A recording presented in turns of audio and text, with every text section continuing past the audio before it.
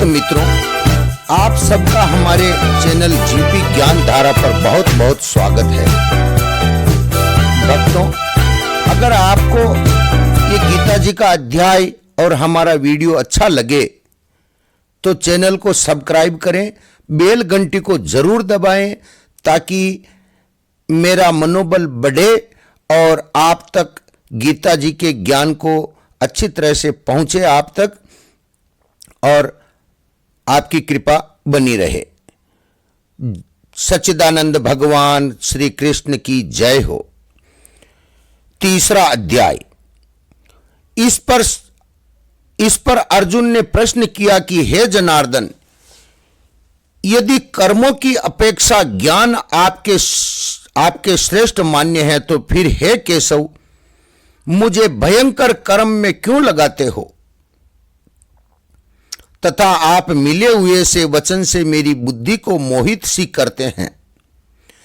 इसलिए उस एक बात को निश्चय करके कहिए कि जिससे मैं कल्याण को प्राप्त होऊं। इस प्रकार अर्जुन के पूछने पर भगवान श्री कृष्ण महाराज बोले कि हे निष्पाप अर्जुन, इस लोक में दो प्रकार की निष्ठा मेरे द्वारा पहले कही गई है, ज्ञानियों की ज्ञान योग से और योगियों की निष्काम कर्म योग से। परंतु किसी भी मार्ग के अनुसार कर्मों को स्वरूप से त्यागने की आवश्यकता नहीं है, क्योंकि मनुष्य न तो कर्मों के न करने से निष्कामता को प्राप्त होता है और न कर्मों को त्यागने मात्र से भगवत साक्षात्कार रूप सिद्धि को प्राप्त होता है, तथा सर्वदा कर्मों का स्वरूप से त्याग हो भी नहीं सकता, क्योंकि कोई भी पुरुष किसी काल में क्षण मात्र भी बिना कर्म किए नहीं रहता। निसंदेह सभी पुरुष प्रकृति से उत्पन्न हुए गुणों द्वारा परवश हुए कर्म करते हैं। इसलिए जो मूढ़ बुद्धि पुरुष कर्मेंद्रियों को हठ से रोककर इंद्रियों के भोगों को मन से चिंतन करता रहता है, वह मिथ्याचारी अर्थात दंभी कहा जाता है। हे अर्जुन, जो पुरुष मन से इंद्रियों को वश में करके अनासक्त हुए कर्मेंद्रियों से कर्म योग का आचरण करता है, वह श्रेष्ठ है। इसलिए तू शास्त्र विधि से नियत किए हुए स्वधर्म रूप कर्म को कर, क्योंकि कर्म न करने की अपेक्षा कर्म करना श्रेष्ठ है, तथा कर्म न करने से तेरा शरीर निर्वाह भी नहीं सिद्ध होगा। हे अर्जुन, बंधन के भय से भी कर्मों का त्याग करना योग्य नहीं है, क्योंकि यज्ञ अर्थात विष्णु के निमित्त किए हुए कर्म के सिवाय अन्य कर्म में लगा हुआ ही यह मनुष्य कर्मों द्वारा बंधता है। इसलिए हे अर्जुन, आसक्ति से रहित हुआ उस परमेश्वर के निमित्त कर्म का भली प्रकार आचरण कर। कर्म न करने से तू पाप को भी प्राप्त होगा, क्योंकि प्रजापति ब्रह्मा ने कल्प के आदि में यज्ञ सहित प्रजा को रचकर कहा कि इस यज्ञ द्वारा तुम लोग वृद्धि को प्राप्त होवो और यह यज्ञ तुम लोगों को इच्छित कामनाओं के देने वाला होवे, तथा तुम लोग इस यज्ञ द्वारा देवताओं की उन्नति करो और वे देवता लोग तुम लोगों की उन्नति करें। इस प्रकार आपस में कर्तव्य समझकर उन्नति करते हुए परम कल्याण को प्राप्त होगे, तथा यज्ञ द्वारा बढ़ाए हुए देवता लोग तुम्हारे लिए बिना मांगे ही प्रिय भोगों को देंगे।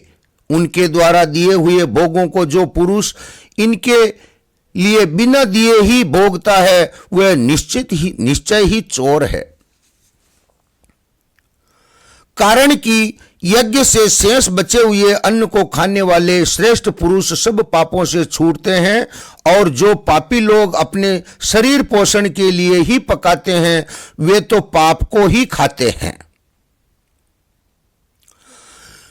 क्योंकि संपूर्ण प्राणी अन्न से उत्पन्न होते हैं और अन्न की उत्पत्ति वृष्टि से होती है और वृष्टि यज्ञ से होती है और वह यज्ञ कर्मों से उत्पन्न होने वाला है तथा उस कर्म को तू वेद से उत्पन्न हुआ जान। और वेद अविनाशी परमात्मा से उत्पन्न हुआ है।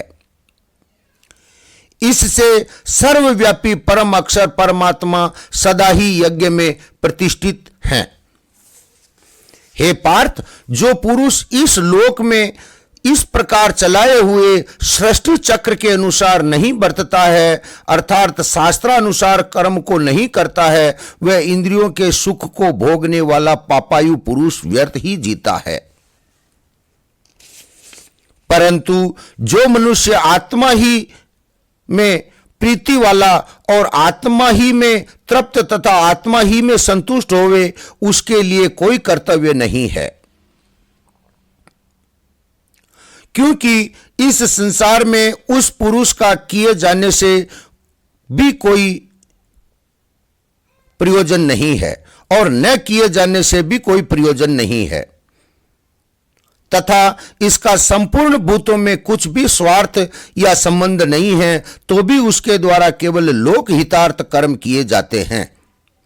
इससे तू अनासक्त हुआ निरंतर कर्तव्य कर्मों का अच्छी प्रकार आचरण कर, क्योंकि अनासक्त पुरुष कर्म करता हुआ परमात्मा को प्राप्त होता है।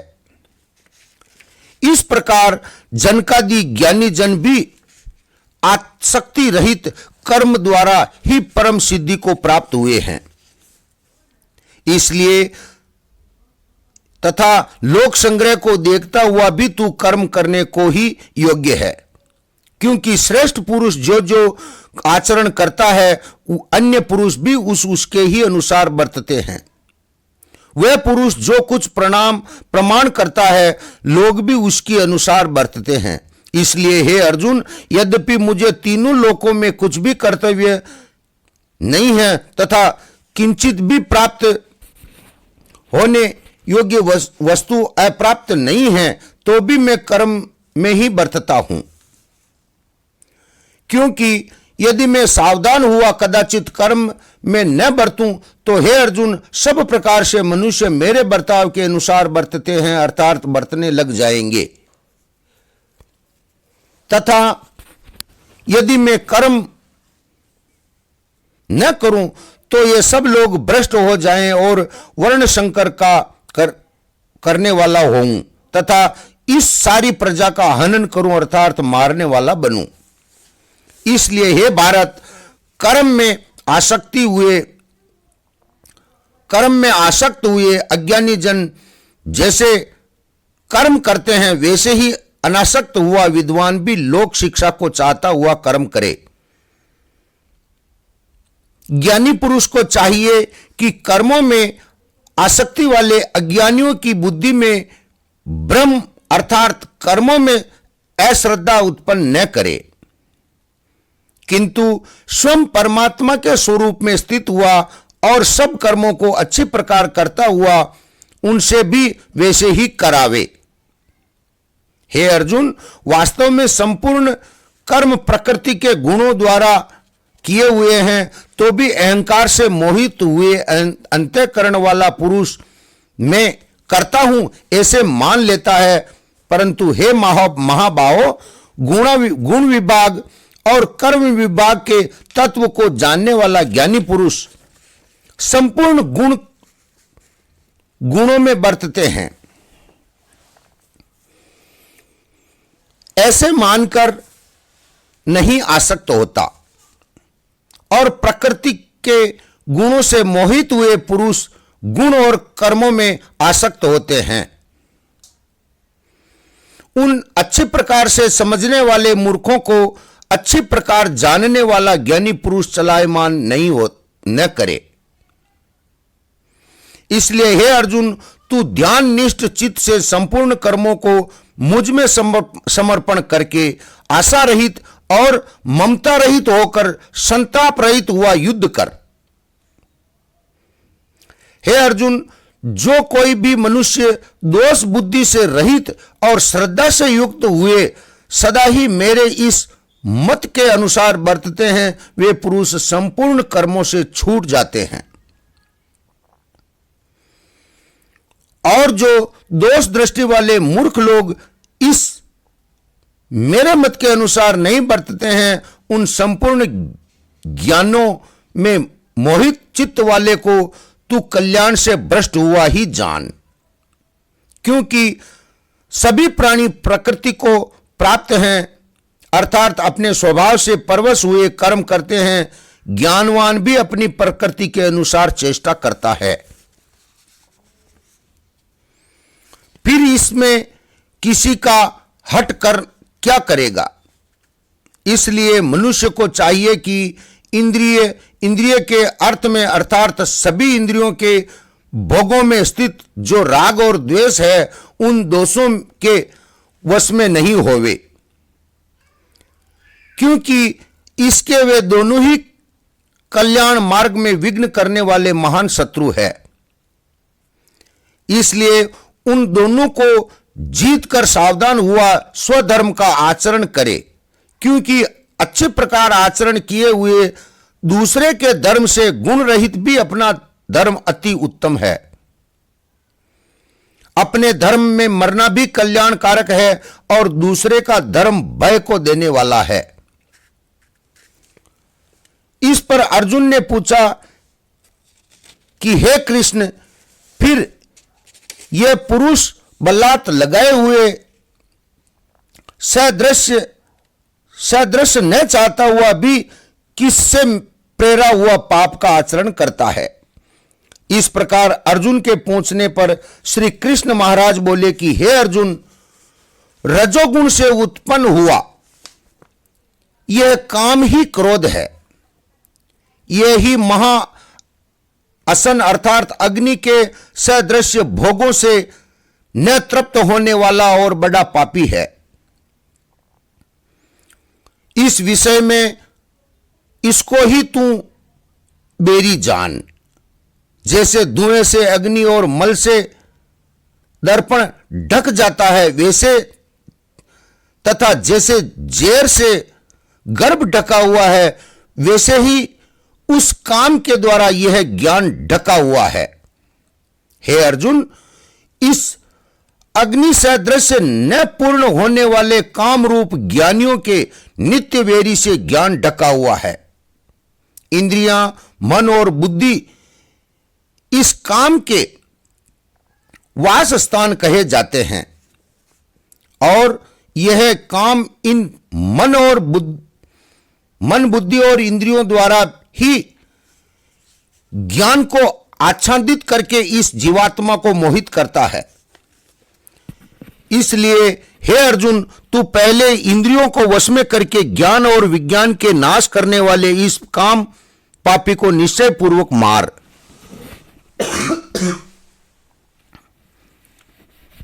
और यदि तू समझे कि इंद्रियों को रोककर काम रूप बेरी को मारने की मेरी शक्ति नहीं है, तो तेरी यह भूल है। क्योंकि इस शरीर से तो इंद्रियों को पर श्रेष्ठ बलवान और सूक्ष्म कहते हैं और इंद्रियों से पर मन है और मन से भी पर बुद्धि है और जो बुद्धि से भी अत्यंत पर है वह आत्मा है।